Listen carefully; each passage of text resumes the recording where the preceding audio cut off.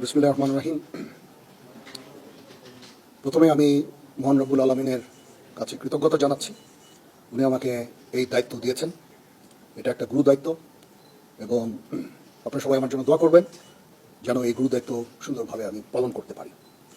মাননীয় প্রধানমন্ত্রীর প্রতিও আমার কৃতজ্ঞতা। উনি আমাকে এই দায়িত্ব অর্পণ করেছেন।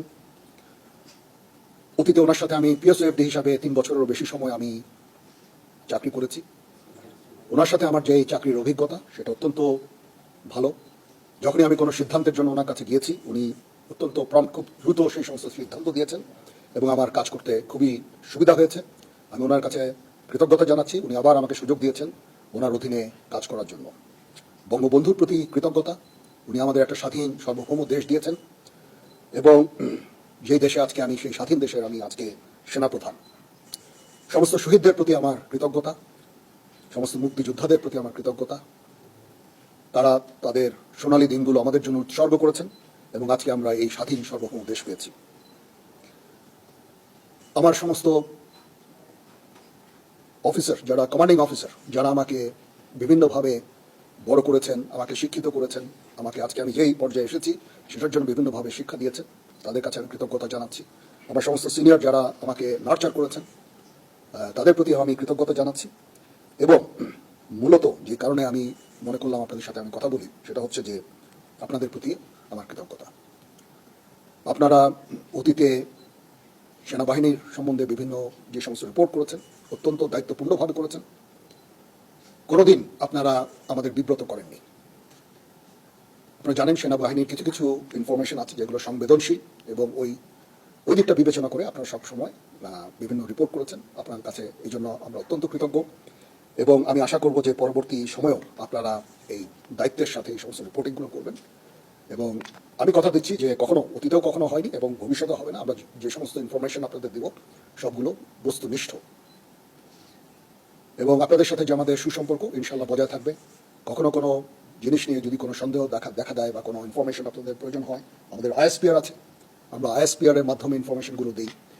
আপনারা যদি আলাদাভাবে ইনফরমেশন নেন তাহলে একটা সমস্যা থেকে যায় যে এক একভাবে হয়তো ইনফরমেশন আপনারা পান। এটা ব্যক্তি বিশেষের পার্সপেক্টিভের একটা ভিন্নতা থাকতে পারে, তখন এটা আপনাদের কনফিউজ করবে। এই জন্য আমরা সবসময় আমাদের আইএসপিআর আছে, আইএসপিআর এর মাধ্যমে আমরা ইনফরমেশনগুলো দিই সো দ্যাট ইনফরমেশনগুলো যেন সঠিক হয় এবং বিভিন্ন ধরনের ডিফারেন্ট ইনফরমেশন যেন আপনাদের কাছে না যায়। সেনাপ্রধান হিসাবে আমার প্রধান দায়িত্ব হচ্ছে সেনাবাহিনীকে সবসময় যুদ্ধের জন্য প্রস্তুত রাখা, বিভিন্ন ভবিষ্যৎ চ্যালেঞ্জের জন্য প্রস্তুত রাখা। সেই কাজটাই ইনশাল্লাহ আমি করে যাব। সেনাবাহিনী ইনএড টু সিভিল পাওয়ারে তার দায়িত্ব পালন করে। যদি সরকার আমাদের সেই দায়িত্ব দেয় ওই দায়িত্ব আমরা নিষ্ঠার সাথে পালন করব। দুর্যোগ মোকাবেলায় যখন সরকার আমাদের নিয়োগ দিবে ইনশাল্লাহ আমরা সেই সমস্ত দায়িত্ব ভালোভাবে পালন করব। দেশ গঠনে আমাদের নিয়োগ দিলে সেটাও করব। বিশ্ব শান্তির জন্য আমরা কাজ করে যাচ্ছি। আমরা ইউএন মিশনে আমরা ডিপ্লয় হই, বিভিন্ন ইউএন অপারেশনগুলো আমরা করি শান্তি রক্ষার জন্য, বিশ্ব শান্তির জন্য আমরা কাজ করে যাই। সেগুলো ইনশাল্লাহ জারি থাকবে। এবং আমি আমার প্রাক্তন সমস্ত সেনাপ্রধানদের প্রতি আমি কৃতজ্ঞতা জানাচ্ছি। ওনারা আজকে ওনাদের শ্রম দিয়ে, ওনাদের মেধা দিয়ে আজকে যে অবস্থায় সেনাবাহিনীকে রেখেছেন, আমি সেই অবস্থা থেকে সেনাবাহিনীকে আরও সামনে এগিয়ে নিয়ে যেতে চাই। ওনারা অনেক পরিশ্রম দিয়ে করেছেন এবং সেনাবাহিনীকে একটা অত্যন্ত সুন্দর জায়গায় আমি পেয়েছি আমার এর আগে সেনাপ্রধানের কাছ থেকে। ইনশাল্লাহ আমি ভবিষ্যতে সেনাবাহিনীকে এগিয়ে নিয়ে যাওয়ার আমার সর্বাত্মক চেষ্টা আমি জারি রাখবো এবং দেশ এবং জনগণের প্রয়োজনে যখন প্রয়োজন হবে আমরা সর্বদা নিয়োজিত থাকব এবং জাতির পাশে থাকবো ইনশাআল্লাহ। তো এই হচ্ছে দেশ জাতির কাছে এবং আপনাদের কাছে আমার অঙ্গীকার। মোটামুটি এই কয়েকটা কথাই আমার ছিল। আপনাদের যদি কোনো প্রশ্ন থাকে, কিছু জানতে চান, আমার সাথে কোনো কিছু শেয়ার করতে চান, মোস্ট ওয়েলকাম। জি, আমার অতীতে যারা সেনাপ্রধানরা যারা কাজ করেছেন অত্যন্ত ভালোভাবে কাজ করেছেন। তারপরেও শৃঙ্খলা একটা ইস্যু থেকেই যায়। সেনাবাহিনীকে সবসময় সুশৃঙ্খল রাখতে আমি কাজ করে যাব। ট্রেনিং আমরা সবসময় করছি, এই ট্রেনিংটা যেন জারি থাকে সেই দিকটা আমি দেখব। আমরা ইউএন মিশনে চ্যালেঞ্জিং দায়িত্ব পালন করছি, আমাদের অফিসার সৈনিকরা সবসময় ওখানে কাজ করে যাচ্ছে। এটাও একটা চ্যালেঞ্জ এবং এটাকে সামনে নিয়ে যাওয়া এবং এটা জারি রাখা, সেই কাজগুলো আমি করব। এবং এগুলো মোটামুটি আমি চ্যালেঞ্জ হিসাবে আমি এভাবে দেখছি না, বাট এই কাজগুলো ইনশাল্লাহ করবো। দেশ জাতি গঠনে যখনই কোনো কাজে আমাদের নিয়োগ দেওয়া হবে সেই কাজগুলো আমরা করব। এটার প্রধান কারণ হচ্ছে আপনাদের কাছে কৃতজ্ঞতা জানানো। অতীতে অনেক সেনাপ্রধান এভাবে কথা বলেননি, গত 2 সেনাপ্রধান হয়তো কথা বলেছেন, বাট আমি মনে করলাম যে আপনারা আমাদের এতভাবে সাহায্য করেছেন, আপনারা এই সংবেদনশীল সংবাদ প্রচারে এত দায়িত্বর পরিচয় দিয়েছেন, আমি যদি আপনাদের সাথে কথা না বলি সেটা মোটেই সমীচীন হবে না। আপনাদের প্রতি কৃতজ্ঞতা জানানোর জন্য বেসিক্যালি, এবং পরবর্তীতেও যেন আপনারা আমাদেরকে এইভাবে সাহায্য সহযোগিতা করেন, সেই জন্য আমি মনে করেছি যে এটা আমার জন্য অত্যন্ত জরুরি যে আমি আপনাদের সাথে কথা বলি। প্রথমত হচ্ছে যে আমরা এঙ্গেজড সমস্ত দেশগুলোর সাথে, মায়ানমারের সাথে আমরা এঙ্গেজড। আমাদের ওখানে ডিএ আছে, প্রতিনিয়ত ডিএদের সাথে তাদের সরকারের যোগাযোগ আছে,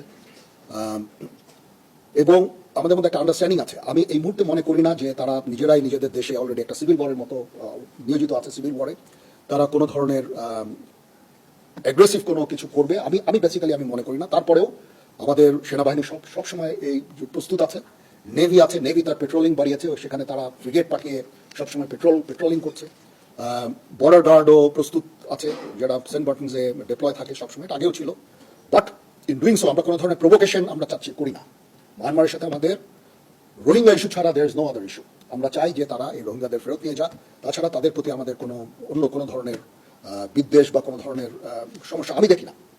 so we are engaged with them.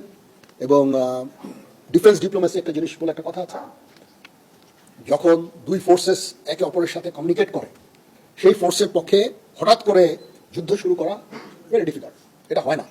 ঠিক আছে, এই জন্য defence diplomacy is very important. আমরা তাদের সাথে এঙ্গেজড আছি, সবসময় কথা বলছি, এবং শান্তিপূর্ণ উপায়ে আমাদের এই রোহিঙ্গা ইস্যুটা আমরা সমাধানের আমরা চেষ্টা চালিয়ে যাচ্ছি। আমরা কখনো হতাশ নই। আমি মনে করি যে একদিন না একদিন ইনশাআল্লাহ এই সমস্যার সমাধান হবে। আমরা সবসময় তাদের সাথে এঙ্গেজ থাকবো। তো সবাইকে ধন্যবাদ, আপনারা যে এসেছেন আমাদের এখানে, আপনাদের অসংখ্য ধন্যবাদ। এই ইনফরমেশন, এই ইস্যুটা কভার করার জন্য কষ্ট করে এসেছেন, সারাদিন ছিলেন। আমি জানি না আপনাদের হয়তো লাঞ্চের ব্যবস্থা করা হয়েছে, একটু পরে আমরা একসাথে স্ন্যাক্স খাবো। বাট আপনাদের প্রতি আবার কৃতজ্ঞতা, এই যে আপনারা এসেছেন এখানে এসে আমার এই প্রোগ্রামটা কভার করছেন, আবার আপনাদের প্রতি কৃতজ্ঞতা। তো আমরা ইনশাআল্লাহ একসাথে কাজ করে যাব। আবার আমি আপনাদের কনফার্ম করছি যে আমরা আপনাদের বস্তুনিষ্ঠ সংবাদই দিব, কখনো will never bluff you, that's for sure.